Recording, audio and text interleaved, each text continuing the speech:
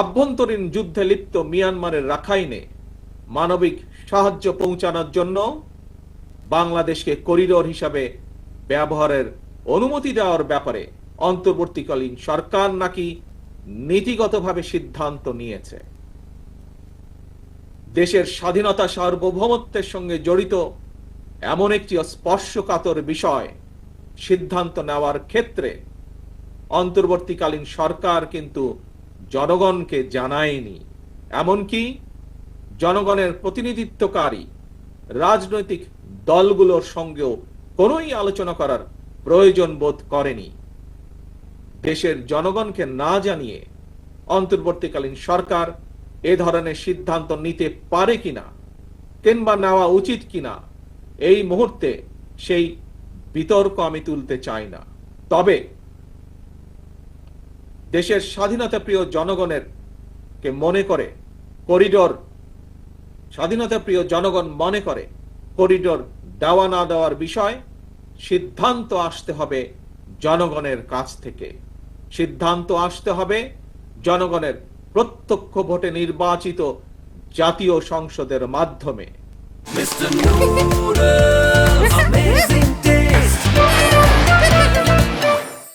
এই ধরনের পরিস্থিতিতে গণতান্ত্রিক বিশ্বের দেশে দেশে এটাই নিয়ম, এটাই রীতি। আমাদের বক্তব্য স্পষ্ট, বিদেশিদের স্বার্থ রক্ষার স্বার্থে নয়, অন্তর্বর্তীকালীন সরকারকে সবার আগে দেশের জনগণের স্বার্থ নিশ্চিত করতে হবে। কারণ মিয়ানমার, ভারত, পাকিস্তান কিংবা অন্য কোনো দেশ নয়, সবার আগে বাংলাদেশ। এটিই হতে হবে আমাদের, এটিই হতে হবে আমাদের একমাত্র লক্ষ্য। সারা দেশের শ্রমজীবী কর্মজীবী ভাই ও বোনেরা, আমি বিশ্বাস করি, বিএনপি বিশ্বাস করে, তৃণমূলের জনগণের রাজনৈতিক এবং অর্থনৈতিক ক্ষমতায়ন ছাড়া শ্রমজীবী কর্মজীবী মানুষের ভাগ্যের পরিবর্তন সম্ভব নয়। শ্রমজীবী কর্মজীবী মানুষের অধিকার উপেক্ষা করে কোন রাষ্ট্র এগিয়ে যেতে পারে না।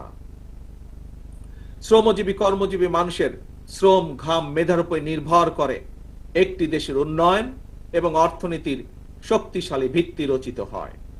প্রিয় দেশবাসী, 1971 সালের অর্জিত মুক্তিযুদ্ধের বাংলাদেশ, 75 সালের 7ই নভেম্বরের আধিপত্যবাদ এবং তাবেদার মুক্ত বাংলাদেশ, 90-এর স্বৈরাচার মুক্ত বাংলাদেশ, 2024-এর 5ই আগস্টের ফ্যাসিবাদ মুক্ত বাংলাদেশ।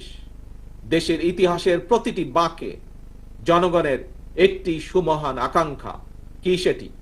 সেটি হচ্ছে একটি বৈষম্যহীন, নিরাপদ, মানবিক, গণতান্ত্রিক বাংলাদেশ বিনির্মাণ।